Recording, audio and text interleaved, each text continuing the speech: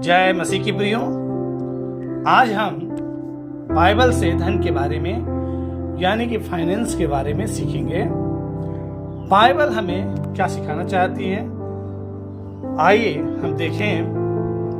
प्रियो, कई बार हम पैसे से बहुत प्यार करते हैं और कई बार हम अनचाहे कर्ज में फंसते चले जाते हैं।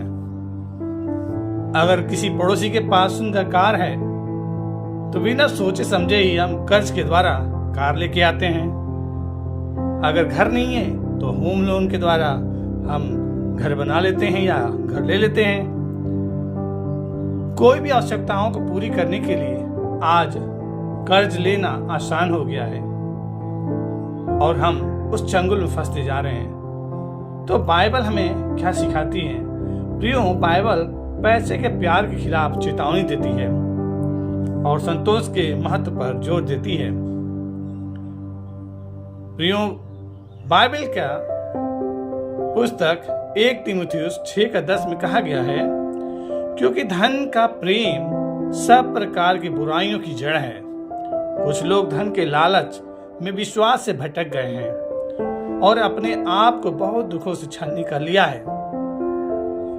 यह हमें अपने हृदयों को लालच से बचाना और अधिक धन के लिए लगातार प्रयास करने के बजाय जो कुछ हमारे पास है उसमें संतोष पाना सिखाता है।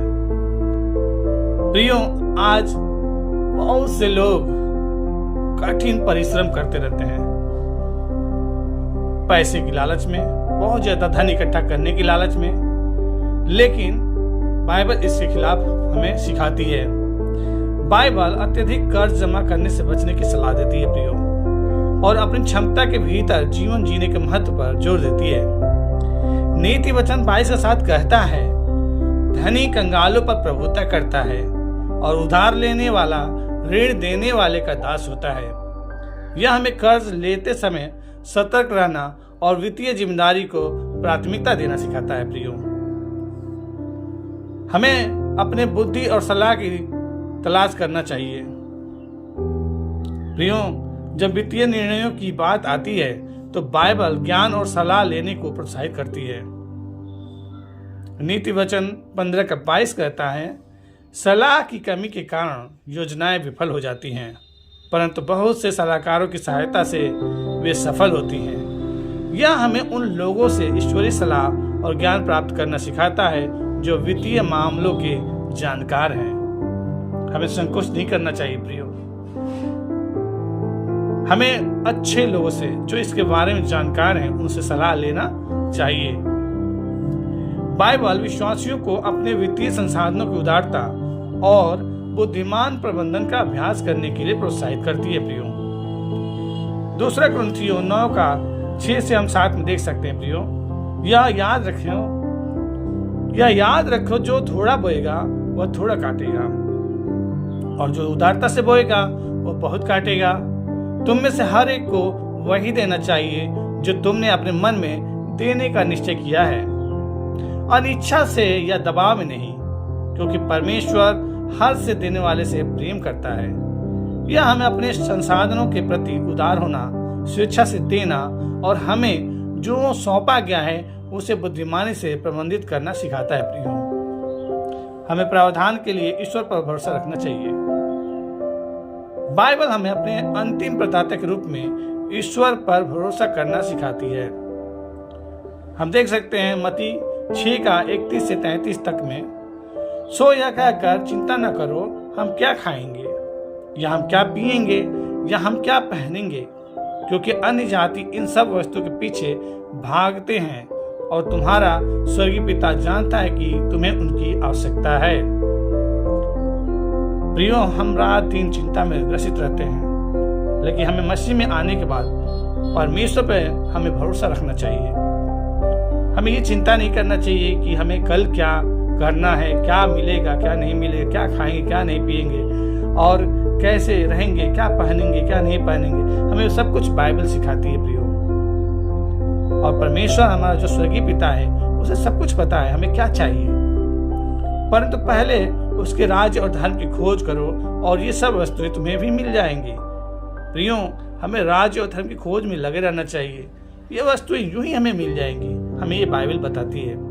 यह हमें ईश्वर के साथ अपने रिश्तों को प्राथमिकता देने और हमारी जरूरतों को पूरा करने के लिए उस पर भरोसा रखने की याद दिलाता है प्रियो।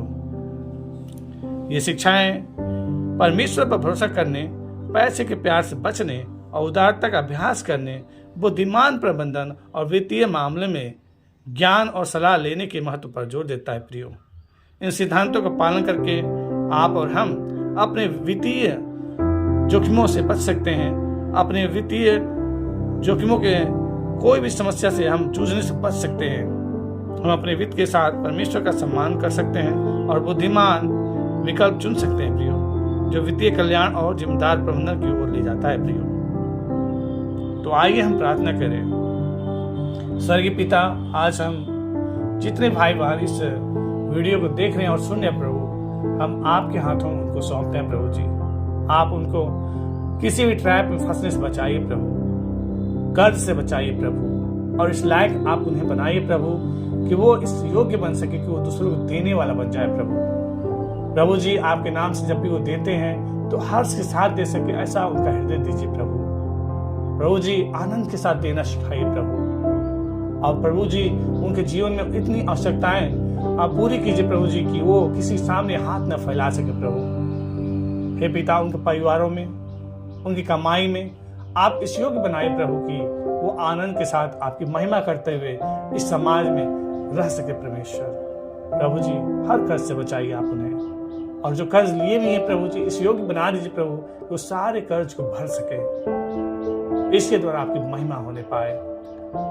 प्रभु जी, आप सब कुछ जानते हैं, आप स्वर्गीय पिता है प्रभु, हमारी हर एक आवश्यकताओं को आप जानते हैं, आपसे कुछ भी छुपा नहीं प्रभु। इसलिए परमेश्वर सारे विषयों को आपके हाथों में देते हैं प्रभु। आप इन सारे विषयों पे आशीष करें और दूर से और अपने महासामर्थ्य द्वारा आप प्रभु जी हर एक भाई बहन को कर्ज से मुक्त करें, आशीषित कर दीजिए प्रभु, ताकि वो जहाँ पे रहते हैं परमेश्वर आपकी महिमा करते हुए उत्साह के साथ, आनंद के साथ रहें, और आपके नाम के लिए परमेश्वर, आपकी महिमा के लिए प्रभु जी, हाँ परमेश्वर, जो देना चाहते हैं स्वेच्छा से स्वेच्छा बलि कर सके, स्वेच्छा से दे सके प्रभु जी, यीशु की बनाइए। धन्यवाद प्रभु, आपने हमारी विनती को सुना, ग्रहण किया। धन्यवाद प्रभु यीशु के मीठे मधुर नाम मांगते हैं, आमीन। जय मसीह के प्रियो, एक बार फिर से परमेश्वर आपको आशीष करे। आप इस वीडियो को ज़्यादा से ज़्यादा लोगों तक पहुंचाइए ताकि और भी लोग आशीष को पा सकें और इसके द्वारा परमेश्वर की महिमा होने पाए। गॉड ब्लेस यू प्रियो।